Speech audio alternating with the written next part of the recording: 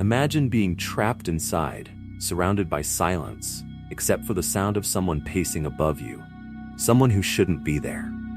During the lockdown's early days, Maya enjoyed the quiet, until one night when footsteps began echoing from the apartment above. At first, she dismissed it, remembering the elderly man who lived there. But as the lockdown continued, she realized the man was supposed to be with his family in another city. The footsteps grew louder, as if someone was pacing anxiously back and forth, restless. She reported it to building management, but when they checked, the apartment was dark, dusty, and entirely empty. Despite assurances, Maya felt uneasy. Each night, as she tried to sleep, the footsteps would start again, more persistent and erratic. She lay in bed, her heart pounding as the sound got closer to her ceiling. Once she even heard faint, whispery breathing, so quiet it was almost like the walls themselves were alive. One evening, as she prepared for bed, she heard it again. But this time, it didn't stop.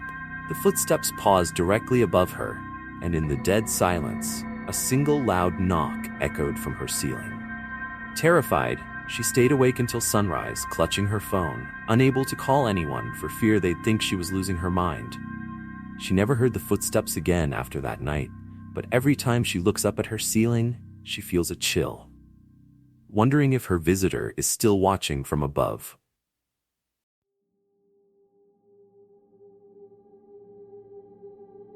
Would you walk into a stranger's home, knowing they haven't been seen in weeks? Sometimes, curiosity can open doors that should stay locked. John had always been a helpful neighbor, and when lockdown hit, he offered to bring groceries to his elderly neighbor, Mr. Salazar, who rarely left his apartment. Each week, he left the bag by the door, knocked, and left without seeing him. But one week, John found a note taped to the door, scrawled in shaky handwriting, "Come inside this time. I need help." Against his instincts, John slowly opened the door. The apartment was dark, and the air was thick with a heavy, sour smell that made him gag. As he stepped inside, he noticed odd drawings all over the walls, symbols, lines, and strange words. He tried to leave, but a shadow crossed his peripheral vision, and he froze. He looked back to see a figure at the end of the hallway, too blurry to make out, but standing impossibly still. "Mr. Salazar?" John whispered, heart racing. The figure didn't respond, but tilted its head slowly, as if observing him. Just then, a gust of cold air rushed past, and the front door slammed shut. John sprinted toward it, yanking it open with all his might. Outside, he gasped for air, only to realize he was alone. After that, he never saw Mr. Salazar again. Neighbors later whispered that the apartment had been empty for months. John stopped delivering groceries after that, but sometimes wonders if he really saw something, or someone that day.